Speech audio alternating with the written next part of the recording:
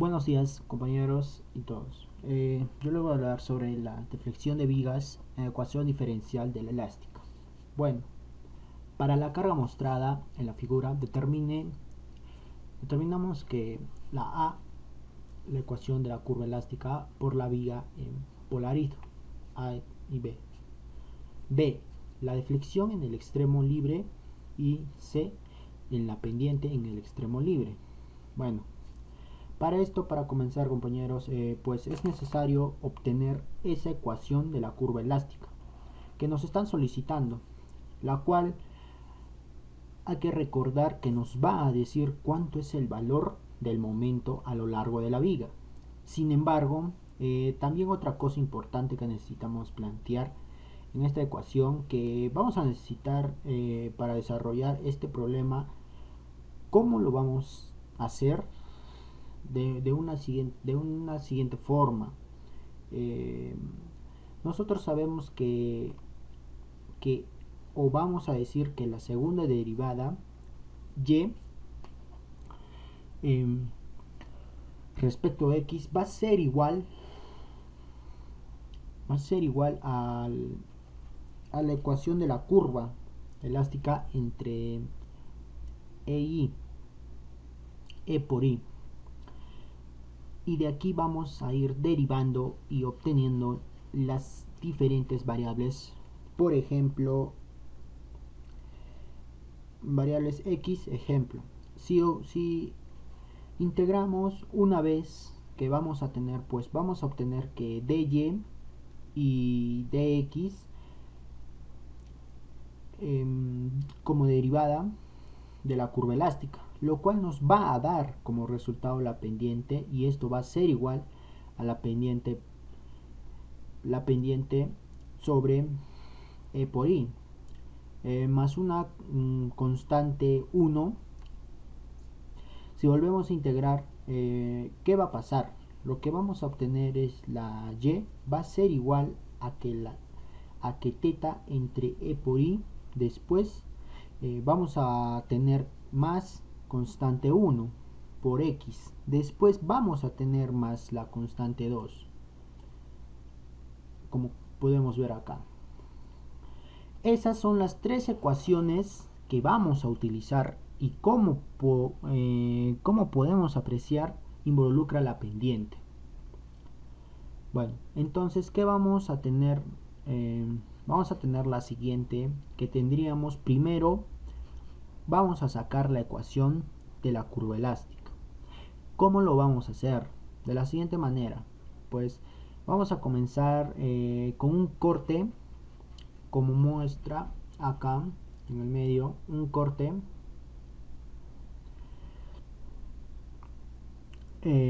y como no sabemos exactamente en dónde hicimos el corte, pues tenemos una distancia en específico.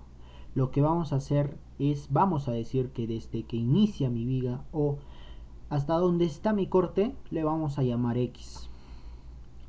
Hay una distancia de x, como se puede apreciar, y bien gracias a esta distancia que es que nosotros vamos a poder obtener la ecuación del momento. ¿Y cómo se va a hacer esto? Pues es muy simple. Tenemos solamente una carga distribuida, y ya que recordar que esa carga distribuida nosotros la podemos representar, si deseamos, sacar las reacciones como una carga puntual que está actuando en el centroide, en el centro de aquí. Geométricamente, que representa la carga, es decir, es el centro de ese rectángulo, ¿no? Sin embargo, no va a ser necesario. Vamos a ver cómo funciona esta ecuación. Veamos. Vamos a poner primero nuestra ecuación del momento, que va a ser igual. Recuerden que es como si nosotros hiciéramos una sumatoria de momentos en el corte, ya que tendríamos, tendríamos que fuerza por distancia, aunque hay que recordar que vamos a obtener primero la fuerza de esa carga uniformemente distribuida. La fuerza es la magnitud, y como se obtiene la magnitud, pues si obtiene multiplicando la base por altura, ya que la figura que está ahí presentando es un rectángulo. Entonces vamos a obtener que la base, que vale L por la altura, que vale el W, si nosotros tenemos W, entonces la base sería X. Y estamos, ¿qué pasa con ello? Pues resulta, compañeros, que la base por altura me da la fuerza, pero me falta la distancia. Hay que recordar que es una fuerza, o esa magnitud que acabamos de obtener, va a estar actuando aquí en el centroide, en el centro del rectángulo, ¿no? Lo que donde hicimos el corte. Ya que esto sería a Q, es el valor de mi magnitud. Q es la magnitud, el corte es Q, es mi magnitud. Hay que recordar que es el W que X. Entonces ya que tenemos la fuerza, cuando está en el centroide, hace falta que multipliquemos por el brazo de palanca. Como queda, pues el brazo de palanca, como pueden apreciar, es X sobre Y, X sobre 2. Observémoslo bien, y si todo esto es X, pues justamente a la mitad de X va a estar actuando en X. Mi magnitud de mi carga, por lo tanto, este término lo vamos a multiplicar por X sobre 2. Pero ya simplificando, voy a obtener que es X al cuadrado. Y aquí lo vamos a poner sobre 2. Como podemos ver, ya tenemos nuestra ecuación del momento, ¿no? Como ya tenemos nuestra otra carga, ese término es el único que aparece en la ecuación. Ahora, ¿qué vamos a hacer? Vamos a determinar que las condiciones de frontera que están actuando en la viga, sin embargo, a la hora que se carga esa viga no va a tener una deformación, y es la deformación que se va a demostrar aquí, que nosotros la vamos a llamar Y, indicando que esta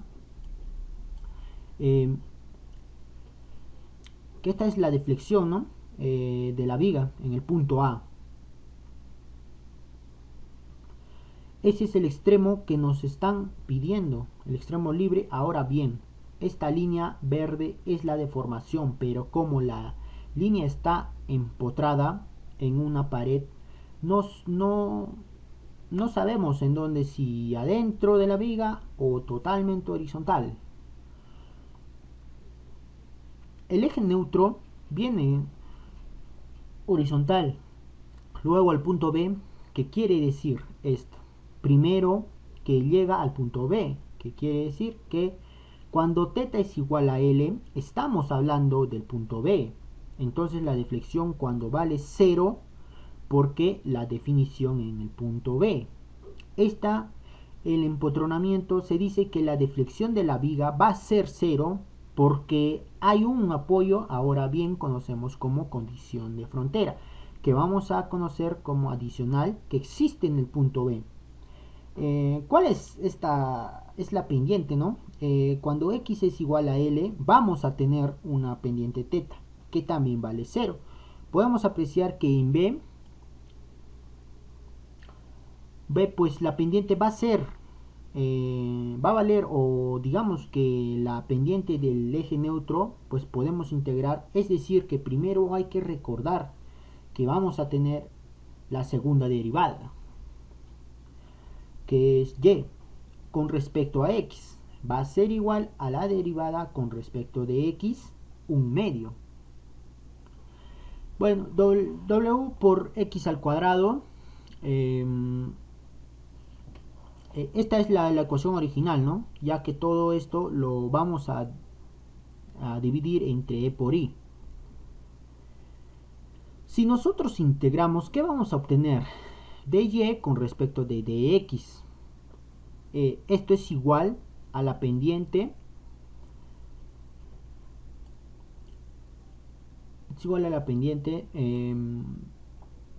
y esto que sería igual a los siguientes, ¿no? Como esto. Eso quiere decir que vamos a obtener E por I por teta, que va a ser igual, o va a ser igual, ¿no? Esto va a ser como la constante 1 sobre 6, W por X al cubo, más la constante 1. Una constante, o sea, la integración de la constante 1, si volvemos a integrar lo que vamos a encontrar en la ecuación de la deflexión de la viga, y al integrar nuevamente vamos a obtener esto. Es constante y esto es la única variable que y es igual a 1 sobre 24, ¿no? W por x a la cuarta más la constante 1, x más la constante 2. Por ello, lo que debemos hacer es aplicar la primera condición en frontera de la pendiente. Tendríamos que cuando x es igual a L, la pendiente vale 0. Esto es sustituyendo el valor que es igual a 1 sobre 6 WL al cubo más la constante 1. De tal manera que al despejarse, si despejamos que es despejarse U es igual a menos un sexto W por L al cuadrado, si lo despejamos. Bueno, ahora pasemos al valor de la segunda constante que vamos a sustituir, donde involucra la deflexión. Para ello sabemos que la deflexión vale 0 y esto es igual a 1 sobre 24 W por L al cuadrado. Esto es como menos un sexto por W, por L a la cuarta más la constante 2. Ya. De tal manera que la constante 2, pasarlo al otro lado, vamos a decir que la constante 2 es igual a un octavo W por L a la cuarta.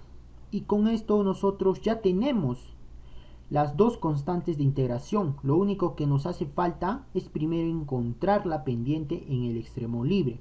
Vamos a decir que la pendiente va a ser igual a un sexto de W por X al cubo. Pero como la X vale 0, va a 0, o sea 0, ¿no? Con la constante 1 y constante 1 es menos, ¿no? La constante 1 es menos a un sexto. Menos un sexto de W por L a la cuarta. Más, o sea, todo esto lo voy a poner así. Lo vamos a poner como en signo negativo, ya que la constante 2 es igual a un octavo W por L a la cuarta, ya que sería teta es igual a menos W L al cubo y sobre 6 E por I.